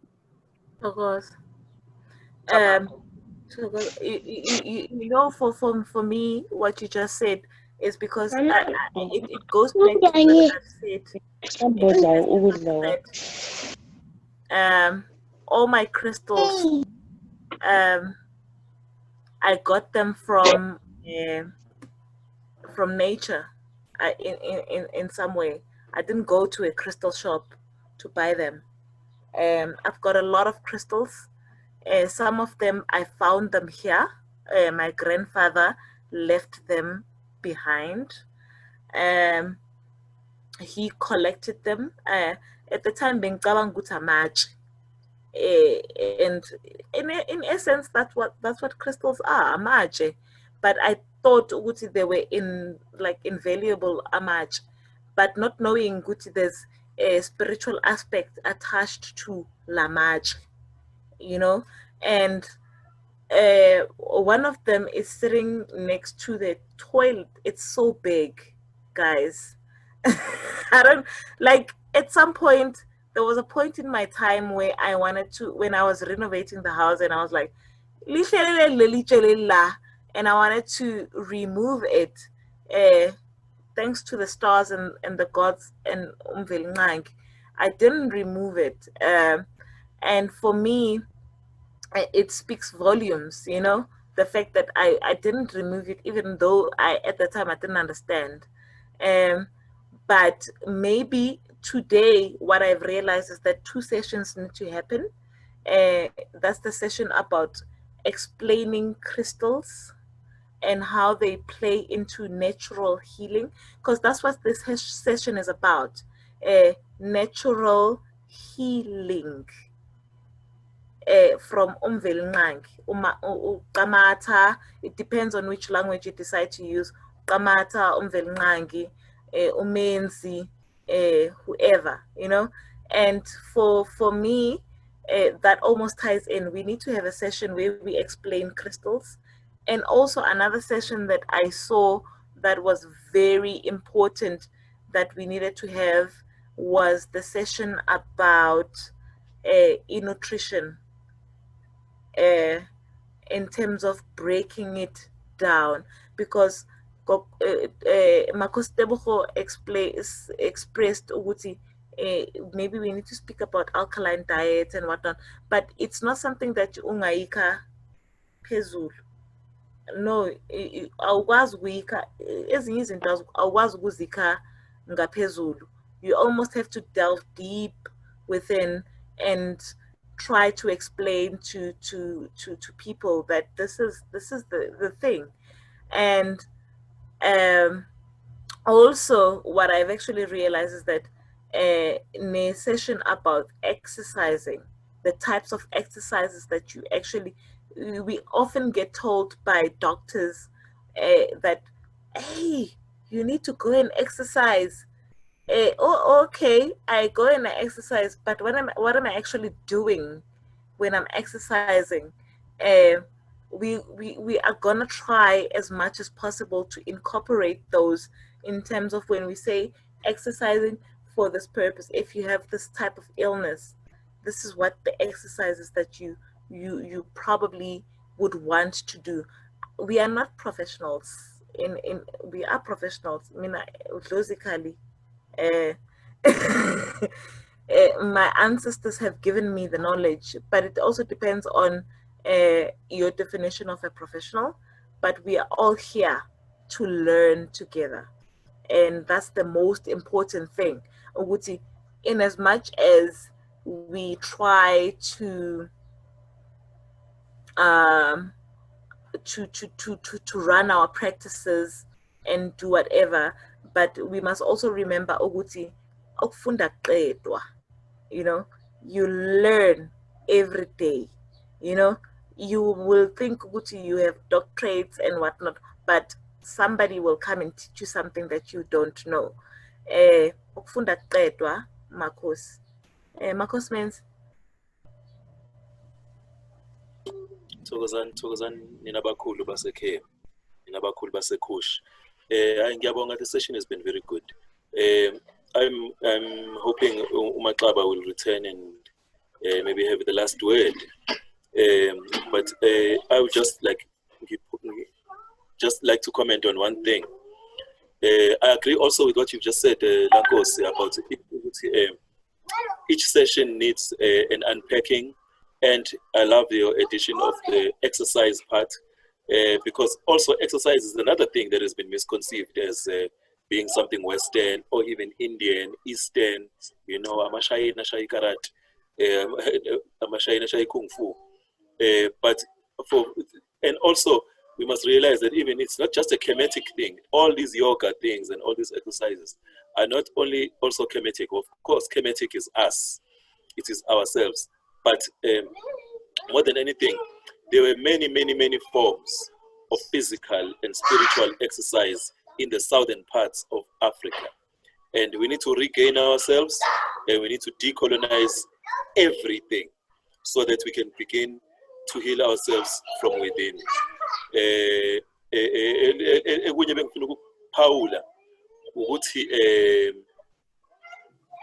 think everything has been said. And the fact that we must use the other platforms in this group, people must frequent them, recommend them. I'm highly recommending that we recommend these sessions to other people so that we can grow. And as we grow, we have plans to do a whole lot of other things, products and distribution of the products of the people that are already amongst us. There's a whole lot of work that we need to do. We already have healers who have products already. Yes, exactly. About them and us, all of us. So everything is in our hands. So it's no longer a time for countering other people's needs. It's just a time of being proactive, doing the things that we know we are called to do, and do them at the highest level. So I'm recommending highly that we support each other. And I'm honored, we are honored that to have the healers that are amongst us, and the learners. We are all learners and we are all teachers here. The last thing, the breathing session is endless, I must say. The breathing session, we're going to return to it on another time, because it's very important that there's a whole lot of things that we need to do regarding it. So that was cool. Thank you very much for everybody that joined today. Thank you so much, Gogo Neli Mkhulumenzi, for this wonderful space and having me today. My parting words will be definitely for us to always remember that healing is holistic. Always do not spot treat. treat everything as a whole, as you are a whole. You are mind, you are body, and you are spirit. And our healing should reflect that and not just focus on one areas. And that is what natural healing means for me. It means incorporating everything in its wholeness and its entirety. Thank you very much. I hope everybody has a fruitful and peaceful Sunday, and you realign yourself to your purpose as you begin the new week. Do not forget who you are. Stay in your power. Remember to deep breathe and just carry on shining and healing, man. It's beautiful. Thank you. Yeah. Makhosi, ngicela nje ukuthi ngivale kanje. Dr. Mvoko was talking about Africans realizing the power of the stones. Whether you call them crystals or just stones, they still are stones. Now, this is not anything new by any stretch of imagination. We are going to embark next month on a pilgrimage to Inzalo Yelanga. And it is a holy space, holy ground. And you will understand, Inzalo Yelanga, there are stones which our ancestors had put there. The and stone hedges. Yes. And they draw with them particular energies that we are going to be experiencing next month. So the stones have always been sacred. Ubabu Credo Motwa spoke a lot about the stones. When I visited his home in Kuruman, he has them in his yard, all over his yard, and they have a purpose, and he explains them. And there are stones which I don't even know how he got to move because they are so big. Similarly, Winzalo Yelanga, these are stones which have been there for more than 1 million years, and we have no idea to this day how they got to the top of the mountain. So our ancestors had powers we can only imagine right now. But the power also rests in those stones. There is a reason why they had moved those stones in that particular arrangement that they have. So those of you royals who has the time to look at, perhaps on Google, at photos of Inzalo Yelanga, you will see the stones, and you will hopefully get to understand the particular arrangement in terms of how they are placed. But stones are absolutely important in our lives. So I would encourage everybody to do a little reading on the stones and start collecting. You don't, you don't necessarily need to go to a crystal shop. Look around you. When you go on a hike, look around and see what you can find. And children generally gravitate towards stones as well. You will find that I know that my children would also, at a very young age, bring me stones, and I couldn't understand why they were bringing stones until I actually understood. Oh, wait a minute, there's something about stones which made them naturally drawn to them as children. So nature teaches us these lessons. Our children, let's listen to them, because sometimes they bring these stones and then we shout at them, pum, pum, pum, pum, you know, unaware, Uguti, hang on a minute, let's understand, what is the stone bringing to my house? You know, why is my child bringing me the stone? Children naturally have this wireless connection that is so in tune with nature. So we need to do a little more listening to our children. But yes, do some reading on stones. They are of absolute value to us. It all comes from here, from our ancestors. So it is not by any means a Eurocentric phenomenon. It starts here. So let us do the relearning. Closings. I'm sorry. I need to say this because I'm living in Zimbabwe. It is imperative that I say this. Do we know what the name for Zimbabwe means? I don't. No. It means the house of stones, right? It means the house of stones. And those who know and who have traveled. And guess what? Excuse me. I was just burping. All right. So, but beyond that, it is called the House of Stones. It has been called many names. It's been called Mutapa, Mwene Mutapa, and it's been called Zimbabwe. The spelling may be different, but it's all about palaces of stones or house of stones or home of stones. I would like us to have a section.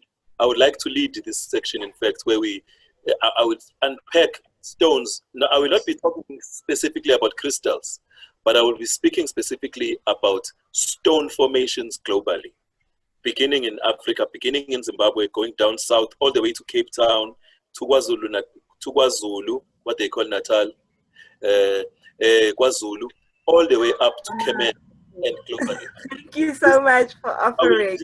I will lead this because I am getting too tired. There's a gogo here who's teaching me about so much about stones. If you go to Umsamuake, she has so many stones in her big, large ones and small ones of different kinds in her realm.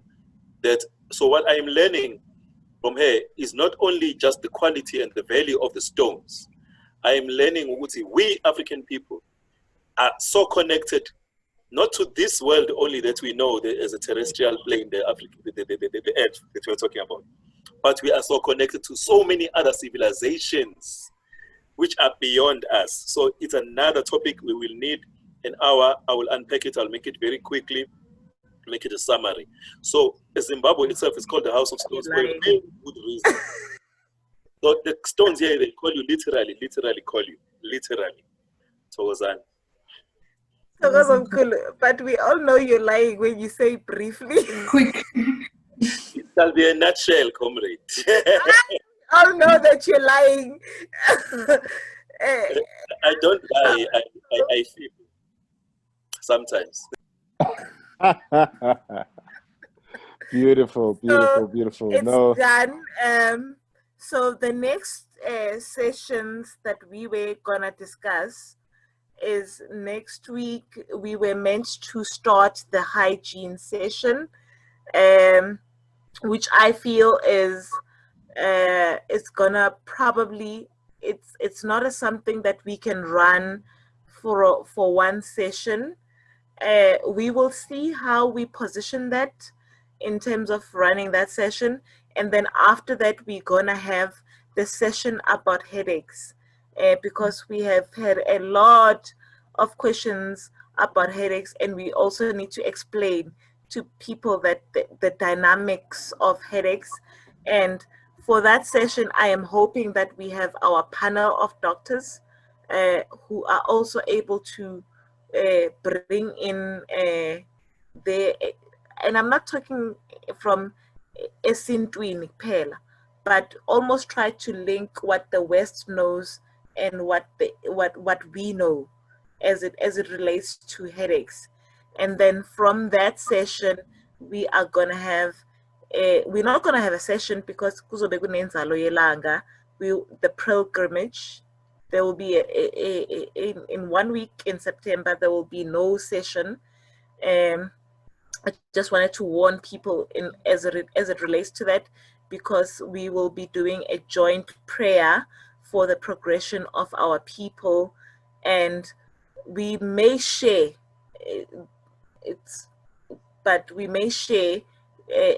documents, photographs relating to that pilgrimage, but there will be a session where we are not sharing, because we will be praying for the progression of our people.